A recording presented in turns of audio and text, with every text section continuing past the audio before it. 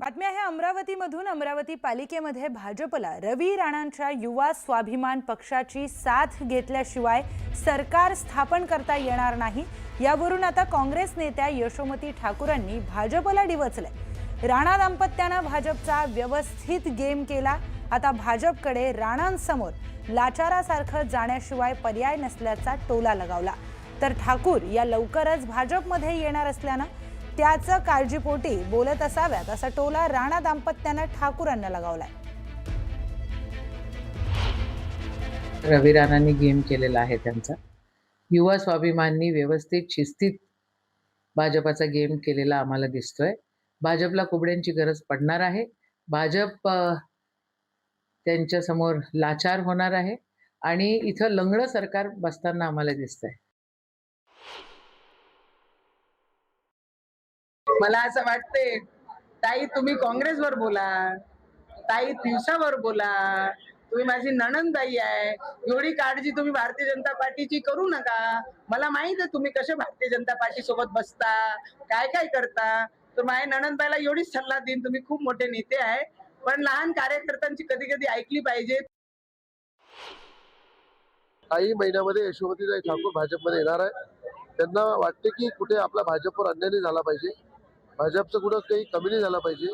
भाजपला नेहमी मोठ्या प्रमाणात पक्ष तो वाढला पाहिजे भारतीय जनता पार्टी, अशी काळजी यशोमतीताईला आहे। आणि त्याच काळजीपोटी त्या कळकळीची विनंती करताय की भारतीय जनता पार्टी हा आता येणाऱ्या काळात माझा पक्ष राहणार आहे, मी त्या पक्षामध्ये येणार आहे, म्हणून त्या भारतीय जनता पार्टी त्या काळजी करताय।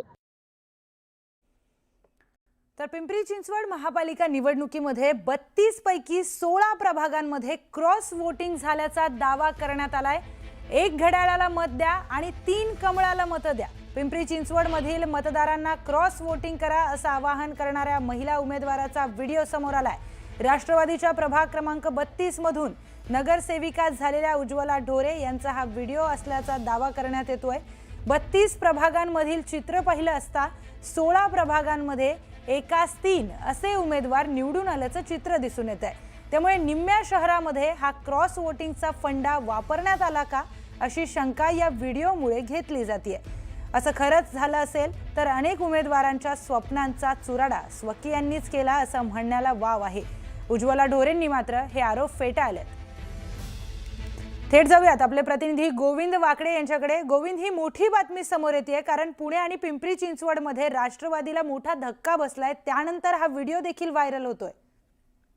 खरं तर याहूनही धक्कादायक बाब अशी आहे की ज्या उज्ज्वला ढोरे यांचा हा व्हिडिओ व्हायरल होतो आहे, त्या उज्ज्वला ढोरेंना शिवसेनेने उमेदवारी नाकारल्यानंतर रात्री 2 वाजता स्वतः त्यांना अजित पवार गटांकडनं पक्षाकडनं उमेदवारी दिल्या गेली। त्यामुळं विश्वास ठेवला गेला होता त्यांच्यावर, मात्र त्यांनी अशा पद्धतीने विश्वासघात केलाय का, कारण की व्हिडिओ जो आहे तो आता सगळीकडे व्हायरल होतो आहे आणि त्यामध्ये ढोरे हे अतिशय भावनिक पद्धतीने मंदिरात बसून देवाच्या समोर अशा पद्धतीचं आवाहन करताना दिसत आहेत की 1 वोट मला द्या आणि इतर वोट भाजपला द्या। खरं तर हे अतिशय गंभीर हा सगळा प्रकार आहे आणि केवळ पिंपरी चिंचवडच्या 32 प्रभाग क्रमांक 32 मध्ये नाही तर शहरातल्या जवळपास 19 प्रभागामध्ये क्रॉस वोटिंग झाल्याचं आता माहिती समोर आलेली आहे आणि त्यामुळे हा सगळा प्रकार धक्कादायक आहे। भाजपचे जे उमेदवार आहेत प्रशांत शितोळे, त्यांच्या विरोधामध्ये जे राष्ट्रवादीचे उमेदवार होते अतुल शितोळे यांच्यामध्ये टफ फाईट होती।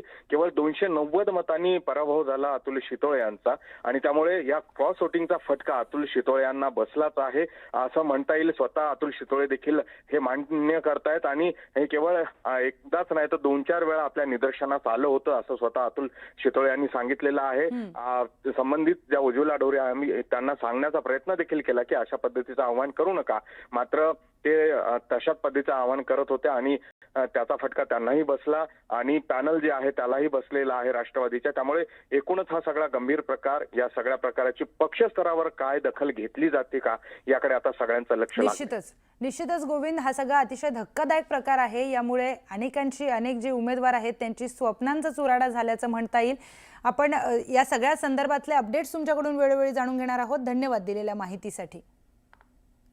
एक छोटासा ब्रेक, पाहत रहा न्यूज 18 मराठी।